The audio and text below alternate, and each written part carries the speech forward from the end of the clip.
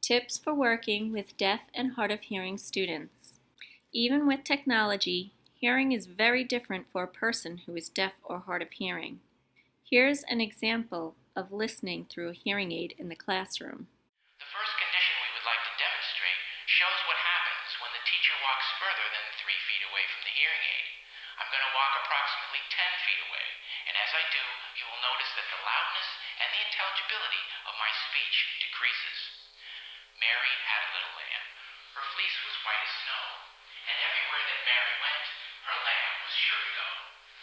And here, at 10 feet away from the hearing aid, you should notice that you have a very difficult listening situation for the hard of hearing student in the regular classroom.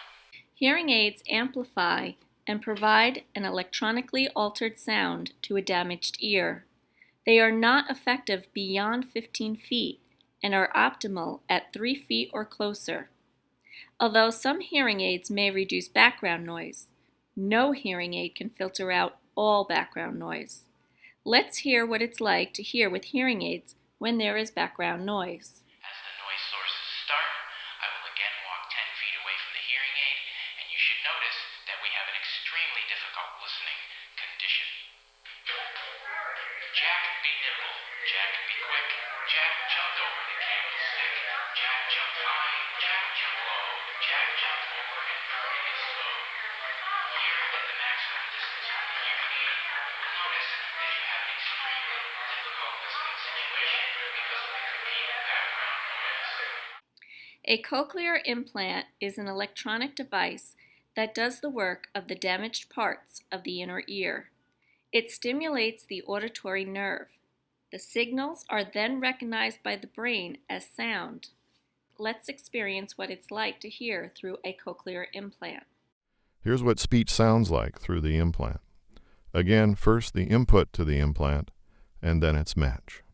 It was a full moon 3 nights ago. It was a full moon 3 nights ago. Don't live beyond your means. Don't live beyond your means. Following are important tips to keep in mind when teaching deaf and hard of hearing students. Accessing auditory information is often challenging. When teaching, face the class, avoid walking while talking, and stop talking when writing on the board. Provide wait time to answer questions, since it may take longer to process information while speech reading. Preferential seating is also very important. The student should be seated within close proximity to the instructor. Face the student when talking to allow for lip reading.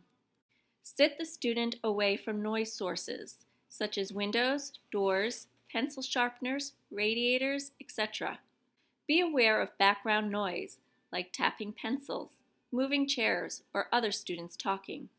These will detract from the student hearing. Auditory fatigue may be common for deaf and hard of hearing students. Use visuals with auditory information. Alternate heavy listening demands with auditory breaks to avoid those Charlie Brown moments. You can assist in making class discussions easier. Call on students by name and point to them so the student knows where to look to speech read. Encourage all students to look at the speaker. Repeat or rephrase what other students say. It is especially hard to hear other students. FM systems are extremely helpful for deaf and hard of hearing students. Here's how it can help. What we would now like to show you is what happens when noise is again added to the listening condition. We're going to use the same noise sources, a fan blowing and people talking, and I'm going to walk away from the hearing aid. When I get 10 feet away, I'm going to turn on the teacher's microphone, and you should notice there's an improvement in your ability to understand what I am saying. Little Miss Muffet sat in her tub, eating her curds and whey. Along came a spider, who sat down beside her and frightened Miss Muffet away. You should notice now that there is an improvement in your ability to understand what I am saying with the FM microphone on. Although this is not an ideal listening condition, it is certainly better than listening at a distance in noise with only the hearing aid. Now I am going to shut off the microphone and you will lose the FM advantage. As I walk back towards the hearing aid, I will shut off the noise sources, and once again, you will be able I am back in the optimal listening condition once again. When using an FM system, keep the following in mind. Place the microphone about 3 inches from your mouth in the center. Make sure the microphone is not covered by clothing, including scarves. Be aware of clanking jewelry. Be sure to turn off the microphone during independent work, when conferencing with other students or teachers, and when going to the bathroom. The screen goes dark to conserve energy. You may need to press the microphone mute button twice, once to activate the screen and once to mute or unmute, just like your cell phone.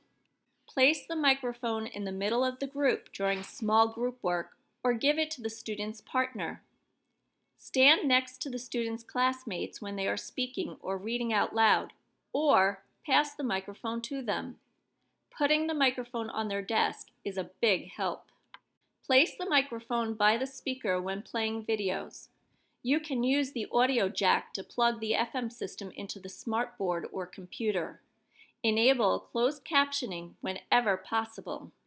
I want to thank you for all of your assistance with providing our deaf and hard of hearing students with optimal access to auditory information and the best listening conditions. Have a wonderful school year.